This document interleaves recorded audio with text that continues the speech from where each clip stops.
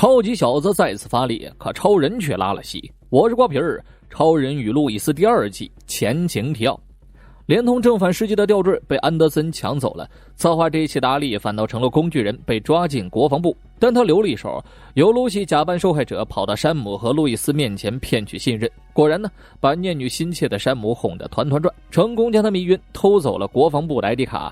阿力就这么无伤越狱了。山姆醒来时为时已晚，阿力已经通过了传送门，这动静很快传到了克拉克耳朵里，深更半夜原地起飞。由于前往相对世界必须要穿上相对的防护服，即便是超人想要硬闯2个世界也要付出极大代价。只是克拉克顾不上这么多了，他若不现在去阻止对方，比扎罗所说的真正末日就会到来。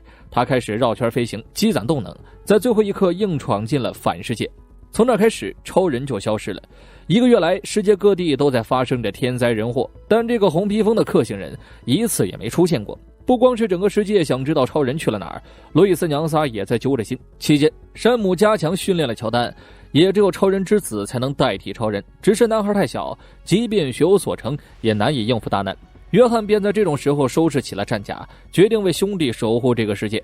一架客机引擎损坏，直直地撞向了城市。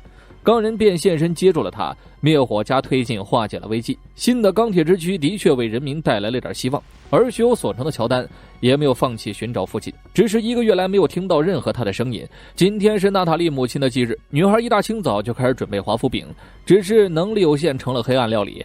约翰守护世界，直到早上才回家，忙到忘记了今天是什么日子，也忘记了华夫饼对女儿的意义，着急忙慌要去参加拉娜的竞选。拉娜和乔治其中一人将在今天成为镇长，主角团除了克拉克全部到场帮忙。路易斯用记者的优势为拉娜准备起了演讲稿，对外宣称克拉克去大都会出差了。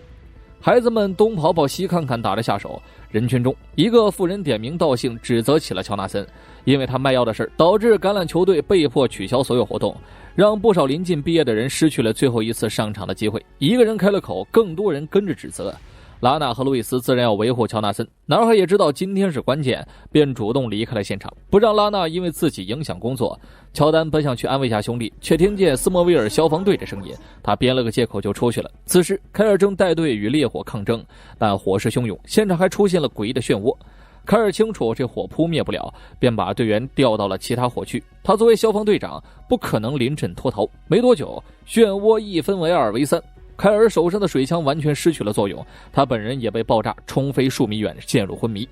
乔丹此时赶到，把凯尔身上的火吹灭了。这漩涡他看着也诡异，选择优先救走老丈人，逼得孩子第一次学会了飞行。好在约翰赶了过来没多久，就扑灭了火势。父亲直到现在都没有想起母亲的忌日，娜塔莉对他很失望，特别是父亲还和拉娜聊得那么开心，他就更气了。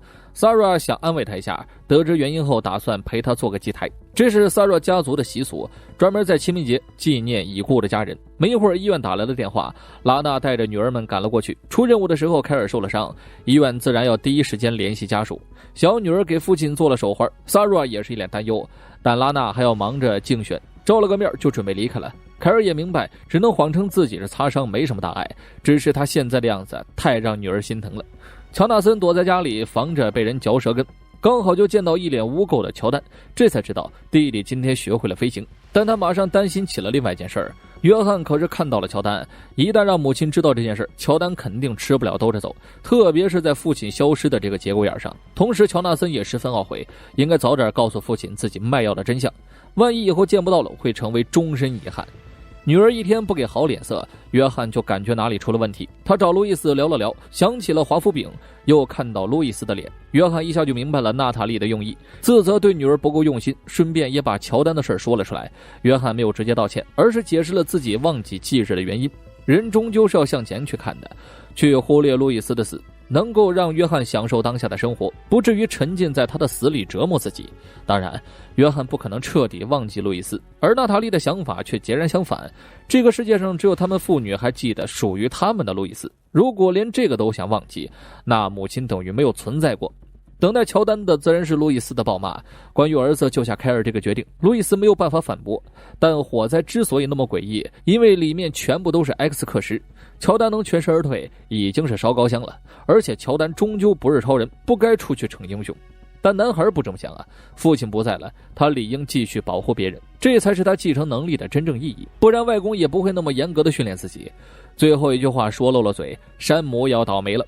国防部封锁了火灾现场，山姆少不了被女儿数落。克拉克消失了，俩儿子还不听话，这对路易斯来说太难熬了。山姆可能理解这种心情，简直就是他生活的复刻版呢。他始终相信，人生不可能一直在低谷。当你觉得一切都不顺利的时候，一定不是在往下走，也可能是在往上爬。翻过山头便会顺顺利利的。妇女在现场找到了一个吸入器，确定这次火灾和 X 喷雾有关系，身边刚好就有这么一个相关人士。乔纳森面对外公和母亲的审讯，依然够义气，死活要守住女朋友的秘密。山姆说了这次事情的严重性，可能会害死其他人，并且承诺国防部会竭尽全力保护对方。话都说到这个份上了，乔纳森再不坦白就显得不懂事了。没多久，坎迪斯被带到了家里，路易斯一下子就明白了儿子为何打死也不说了。这事儿他们选择翻篇，只要坎迪斯把 X 喷雾上家和下家说出来就行。山姆得到了一个名字，米奇。这家伙是斯莫维尔出了名的混混，坎迪斯又怎么不知道米奇是什么货色呀？但家里还有个重病的父亲，他实在没别的办法赚钱。通常米奇会在小镇的一条老路上和自己交接货物。得到了线索的众人决定走一趟。乔丹想提供帮助，他的超能力能派上用场。路易斯起初不想答应，但山姆说得很对，乔丹跟着的话事半功倍，大不了不让他接近就是了。Sarah 在一个破旧的旅店里找到了父亲，他想给父亲做点好吃的补补身体，但凯尔不想让女儿进屋，因为这里面太简陋了，而且自己还有伤在身。可他拦不住 Sarah， 凯尔的后腰一直在流血，他一个粗糙的老男人也没怎么去处理。Sarah 便为父亲换了药，问了问他最近过得怎么样。婚姻的事凯尔一直内疚着，也知道自己对不起家人，所以就让女儿离开了。Sarah 把父亲的情况告诉了拉娜，住得不好，吃得不好，身体有伤，还休息不好。他希望母亲能够去关心一下父亲，可大人的事情又怎么解释得清楚呢？拉娜不可能不担心凯尔，但他现在还不想原谅凯尔。如此一来，Sarah 只能担当起父亲的小棉袄了。他带了不少东西过来，想把凯尔的住处装扮得温馨一点。父女聊到了乔丹，这孩子最近神神秘秘的，凯尔也不想去管太多小孩子的感情，只是提醒女儿别委屈了自己。自从和女儿吵了一架之后，约翰就一直在房车上反反复复地看着女儿降生的视频，主务私人让这个8尺男儿哭得像个孩子。他今天没有再出去保护世界，而是给女儿准备了华夫饼。娜塔莉说的对，如果他们忘记了路易斯，就没有人会记得路易斯了。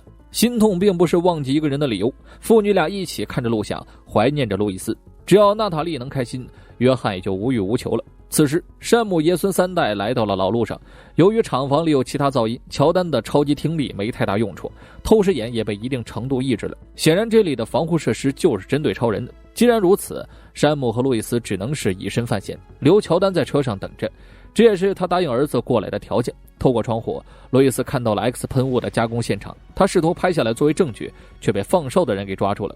都是一群被 X 喷雾强化过的人，两人也犯不着跟对方拼命，索性就束手就擒了。父女俩被绑上了消防员椅阶。路易斯解释说，这是一种越挣扎就越紧的绑法。山姆有点懵逼，这闺女到底被当作人质绑架了几次？一个是知名记者，一个是国防部前任老大，这俩人落在犯罪分子手上，那肯定是活不了啊。在山姆的建议下，路易斯决定让儿子出手。微小的声音传到了乔丹耳朵里，男孩立刻出发了。冷静的山姆在必死的情况之下，还替孙子报告现场的武装数量。子弹还没出膛，乔丹就热射线加冷呼吸制服一人。吸食过 X 喷雾的男人摇动手，千钧一发之际，乔丹的潜能被激发了。作为大超的亲儿子，超能力方面有着血脉压制，结合外公教给他的战斗技巧，乔丹不费吹灰之力解决对方。之后，路易斯和山姆赶回到了拉娜这边，刚好竞选到了最关键阶段。随着读票结束，拉娜成功担任了斯莫维尔小镇的新镇长，而国防部这边也彻查了厂房，收缴了所有 X 喷雾。小镇短时间内应该不会再出现这种东西了。而乔丹却等来了一句分手，他总是莫名其妙消失，又给不出合理的解释。Sarah 无法接受乔丹的隐瞒和不信任，与其这样不如分手啊。乔丹心里有1万个苦，但一个也说不出来。Sarah 也不好过，他卷铺盖住进了父亲的出租屋，感情永远不可能因为一厢情愿而将就着。乔丹的眼泪也没停过呀。路易斯鼓励了儿子，今晚倒是有点英雄的样子了。克拉克知道的话一定会骄傲的。坦白了一切的乔纳森终于没有了负担，家人早晚会还他一个清白。坎尼斯也没那么自责了，以后谋财还是要走正轨呀。只是今晚乔纳森也产生了交互感知，大老远就看见哥哥回来了。乔丹本想和他聊一聊，母子俩离近一看才确定这不是真正的乔纳森，他来自反世界，此番来就是要告诉他们超人迟了一步。第9期迟更有2个原因，第一是飞机的桥段刚好和咱们这边的空难赶在了一起，如果当初就发这个的话，我认为是很不合适的。第二个还是个人的原因，最近发生了很多事情，让我一下想通了很多的问题，也见识到了什么叫做一夜白头。后续我会尽快的恢复更新的速度。月光骑士这部剧我选择暂时停更，闪电侠和超路还会照常更新的。本剧结尾处登场的乔纳森版的超级小子算是弥补了剧中正世界没有的遗憾，而约翰代替超人保护世界，出手就是经典接飞机，也算是致敬了超人之死中约翰宣布继承超人守护世界的经典桥段。本期视频到这儿就结束了，下期见。